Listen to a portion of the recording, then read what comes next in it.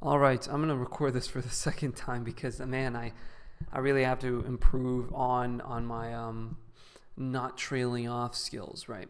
Okay, so I was talking to a friend of mine, a Protestant friend of mine, and we meet every week for a Bible study, and I love him to death. Like, he's great. He's an awesome dude. Um, I always look forward to us meeting, and we're reading Judges right now in Judges chapter 3. We finished that yesterday, and we were having a conversation. We usually talk after the fact, and we talk about just stuff, theology generally, gym, right, like fitness, theology, nutrition, all the good stuff. But we were talking about a lot of differences in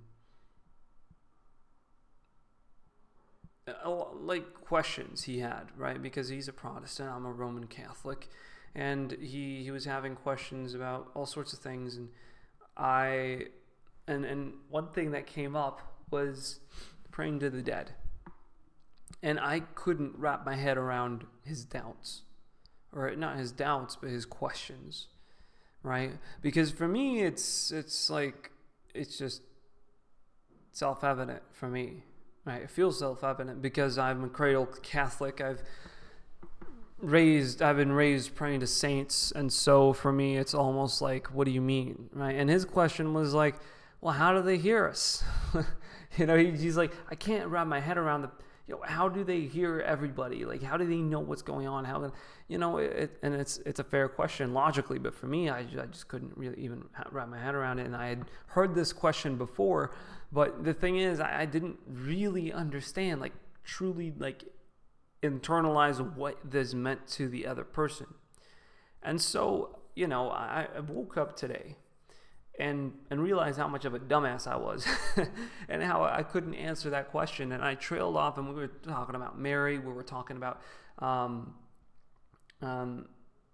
Our Lady's part in the Bible, Our Lady's part in the church, and and her being the mediatrix of all grace, and all that stuff. And then praying to the dead was just one thing among those, and it was split between praying to Our Lady, and praying to the saints, and it's it was kind of messy. So I was struggling to get a grasp, right? Now I just want to make this video to just like correct myself, get this off my chest, and I'm certainly gonna talk to him next week. And essentially what it is, it's what I should have said, because I just couldn't really understand the question in his mind as well as I should have. And so my answer came out half-assed. But what I should have said is, okay, well, we agreed on, okay, well, he understands praying, asking for others to pray for him, right? And he understands that the prayers of the just are more efficacious, right? Because that's in Job, the book of Job, where Job's friends, while he's suffering, he's a just man. For those of you who don't know, Job was a just man, and he was being dragged through the mud by the devil, and God told his friends, hey, ask Job to pray for you because his prayers are more efficacious. Essentially, I'm paraphrasing and generalizing, but you know what I mean. And so we agree on those two things. Man, I guess it came down to, how do saints hear us? Right. And that's a good question. It's a question I had heard before, but it's a question that I still sort of found weird. I'm a cradle Catholic. I grew up praying to saints, and so it was very odd. And I guess what I should have said is, and what I will say next week is, well, I mean, why, assuming saints can hear us, hear everyone that prays to them,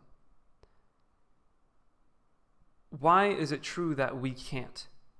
Why is it true that someone can think of me and talk to me in like China, or talk to me, what I mean, like saying, hey, Lewis, like, yeah, nah, nah, nah.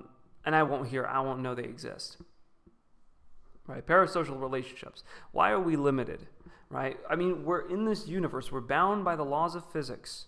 So of course we're going to be limited. We're bound by this mortal body that's going to turn into dust in a blink of an eye. And inside of this body, there's a soul, an immortal soul, something that cannot stop existing. I mean, God can obviously do it if he wants to, but of course that's the rules he established. You are forever. You are eternal. So this is like, we're bound by the laws of this universe, which is very, very limited. And when we go to heaven, that's a completely different realm. It's a completely different realm. And applying, just by sheer principle, applying earthly logic to a heavenly state is just futile, right? Just by the sheer principle of it, you can't do that because it's two completely different things. And I mean, I'm not gonna. I could say, well, God can do it if he wants to, right? And he can, and that's like fair enough, right? Fair enough.